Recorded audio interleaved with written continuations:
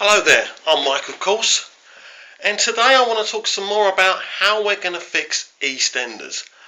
Well, it's not like fixing a building or something that's physically broken down, but EastEnders is broken. There is no question about that, and it needs fixing. And it looks like the BBC are just going to leave it there to decay until it dies. Then they'll either shove it after the doctors in the afternoon, or it would just be cancelled, and I don't think any of us want to see that. So this is what I believe should happen with EastEnders. I believe, as I said last time, there should be some kind of villain that blows the whole place down, which is obviously visually exciting, and also you kill off all those awful characters that we've got at the moment, and certainly characters like Fat Boy and I forgot his girl's name, but she has to go as well. These people, yes, they're rather humorous, but they're not EastEnders characters, because this is the problem. These people were introduced because back in the day when EastEnders was brilliant, the media and certain skin-deep viewers labelled EastEnders as depressing. Now, what they labelled as depressing, I label as compelling, gritty, edge of your seat drama. No question about that, and you got to look at it like that, because if you just don't understand what a soap opera is, then you don't understand anything. And a soap opera is a continuing drama, not a continuing comedy. Yes, I get that Coronation Street has this brilliant humour mixed in with brilliant drama, but EastEnders always was different, a different alternative to Coronation Street. That's why it gave ITV at the time so many problems when it was so popular, and the youth and all ages, all demographic ages watched EastEnders. So we have to get back to where everybody watched EastEnders, where everybody used to talk about EastEnders. I remember everyone wondering who was the father of Michelle's baby and things like that. So it was just an amazing time, and what's been done to it is a disgrace. So how would I fix it? Well, how I would fix it is this. As we talked about, bringing the whole thing down, and also once we do that, we deal with rebuilding the square. But I don't just want EastEnders anymore to be about Albert Square. I want EastEnders to actually be set all round the East End. It is called EastEnders after all, so we can see different places. I mean, what I would look to do when I rebuilt the square is, have it like this place where everybody comes to. There's clubs there, there's pubs there. Have it this place, and obviously a few residential areas there and businesses there and all of that, but we really focus the characters all around the East End, and the square is where they all meet up. I suppose kind of how they do it on Hollyoaks with the little village of shops and everything, but that's what I would do. I would certainly be doing that. I spoke last time, I talked a little bit about this last time we talked about EastEnders and its issues, about having a serial killer in the show. Maybe slightly like, if anyone watches Dexter, the serial killer drama, a bit like that, where we look at this serial killer and we see what motivates him and what he's doing, and he's living a normal everyday life. So we would be doing this, and I think it would be quite compelling. But that's not just what I'm looking to do. I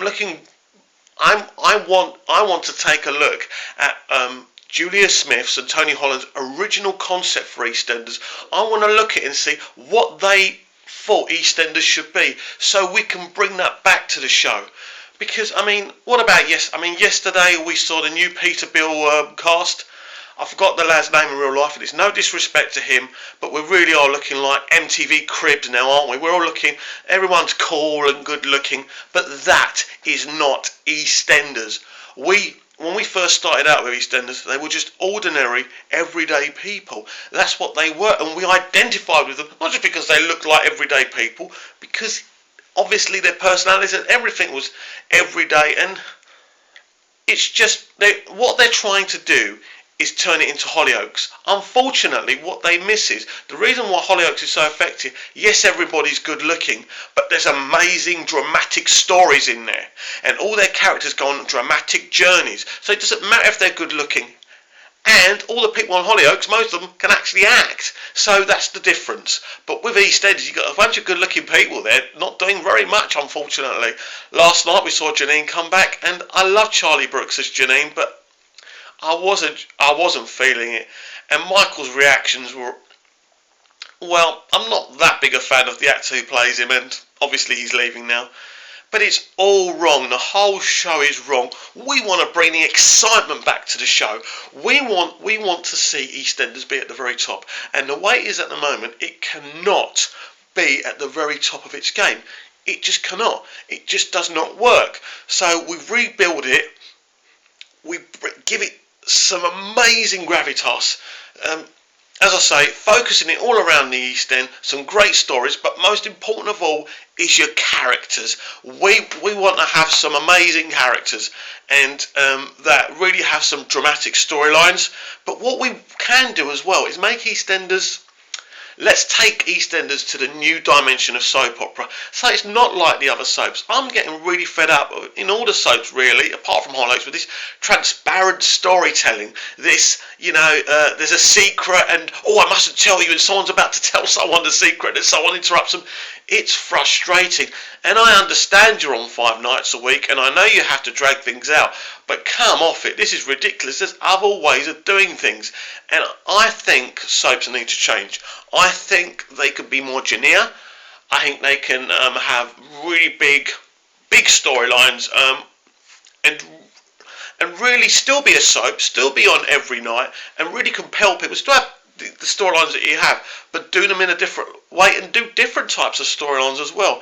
You've got to start thinking outside the box. That's what I believe. I mean, I've written soaps amateurly before. I mean, as a 12-year-old kid, I was doing my own soaps, different soaps I was doing, just writing and recording my voice on an audio. And I used to enjoy doing it. I love the concept of a soap. But let's not pretend that all in the EastEnders garden is rosy, because it's terrible. It's absolutely terrible. Their numbers are awful, as I said last time, and it's not just the numbers, it's the actual show. And I tell you, people, this is an opportunity here. I said this when they got rid of Kirkwood. Bring in a McGovern, bring in a Redmond, bring in someone with balls who's got the imagination to do something like Phil Redmond did with Emmerdale. What Phil Redmond did with Emmerdale was take an old-fashioned soap and bring it kicking and screaming into the 20th/21st century. That's what he did. It was amazing. His concept was just as brilliant. People say, well, he made it sexy. That's not just what he did. It wasn't like people were banging each other every other day. It was the drama. There was characters you could follow. It wasn't just a show anymore for old people. Don't get me wrong. I used to watch it when it was Emmerdale Farm and I used to love it. Don't get me wrong, but it needed changing. And I mean, that story goes, ITV rung Phil Redmond up. We need you to create a new soap. He goes, why? They go, well, we're cancelling Emmerdale. And he said, no way you cancelling Emmerdale. Let me work on it and I'll bring it up to date for you and we'll do something special with it. And that's what happened. Phil Redmond, if it wasn't for Phil Redmond and his Emmerdale concept, cutting off the farm and all of that, there would be no Emmerdale now. And look how amazingly popular it is. The other night, the Return of Janine episode, not the Friday one, the Thursday one, Emmerdale won against EastEnders. It was on for an hour. So the reason EastEnders is self-destructing, and I've got to question really how professional people think. How do they think things are going to work out if they produce a show with nothing in it, no life, no character, no nothing? And that's what EastEnders is now. So let's get it back. Let's get it back to its best. Let's bring all the rubbish down. Let's do something dramatic, and then bring EastEnders kicking and screaming.